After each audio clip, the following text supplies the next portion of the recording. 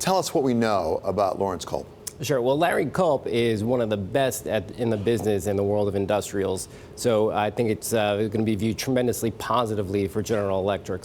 When he was at Danaher, he took it from a small, basically a heavy-duty truck manufacturer and turned it into a global diversified company with the characteristics of stability, margin improvement, and good organic growth, which is exactly what GE wants to be when it eventually grows up.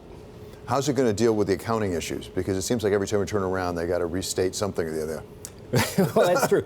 You know what? Danaher, in the 20 years that I've covered it, never took a charge. So Really? Really, and they are a serial acquirer, and they've never done that. So at a minimum, maybe he will stop making bad acquisitions at General Electric. Well, flip it, because at Danaher, it seems like he grew it from this to this. At Right. GE, it's going to be about going from this to this. What are the different challenges that he's going to have to face? Well, going from big to small, they've already done. All of the big asset sales that they've talked about, whether it's the healthcare business being spun off or the transportation unit being sold, or BHGE also being sold down. They've taken care of that. At this point, really, it's about operational improvement. And, the power business is a more difficult business than he's been in.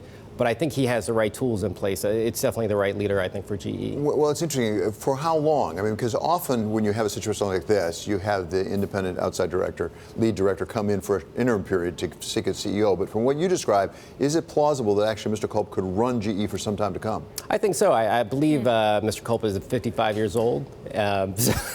So hopefully 55 is the new 35 for That's what we're hoping. That's for right. GE investors. I would say that GE, on average, the CEO tenure is about 13 and a half years. So it may be a very long stay. That average may have just been taken down with Mr. Flannery. It definitely got dropped down. I didn't do the weighted average after Flannery. Yeah, it was like chairman and CEO for a total of like 12 months. So what decisive action does he need to take now to sort of reassure the markets that, yes, the confidence is warranted? Well, I think from now he has to put out a credible plan for each of the businesses.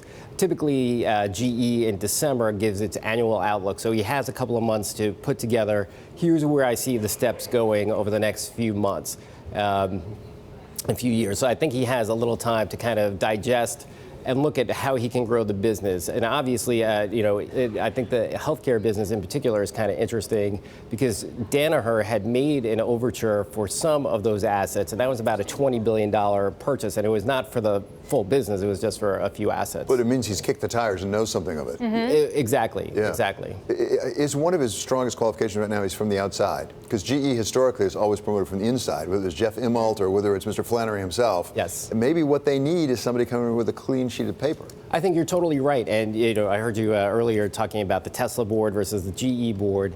I think this is a clear statement, 1 year and done on Flannery and bringing in somebody of Culp's leadership capabilities. Really only him or Ed Breen, I thought, were capable of turning GE around. So I think this gives an injection of hope into the GE stakeholders.